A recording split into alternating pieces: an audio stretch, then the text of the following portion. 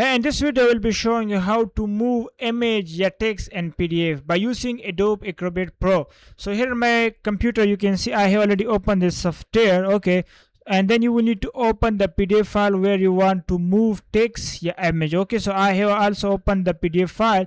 Now simply you will need to click here on this tool icon. Here you can see when you click on it, then simply you will need to click on this edit PDF. Okay, so simply click on open. When you click on it, so all the data which are available in this PDF, it will be automatically select, with this tool. Okay, now here you can see this is the image, okay, which I want to move from this place a little bit up. Okay, so I will simply click on this image. Now here you can see this icon, so I will simply click on it and I will move this image. So here you can see the image has been moved from this place to there. Okay, so if you want to move it from here, you can also do it like this. Okay, so it's up to you where you want to put this image. And also here if I just go down, so here you can see this is the text. Okay, so if I want to move this text, so simply I will select the text, and then here you can see this icon, this. Okay, so I will simply click on it and I will just drag it here. Okay, now you can see the text has been also moved from here to there. Okay, and also if you want to move this text, so simply click on it. Okay, you will need to simply click on the text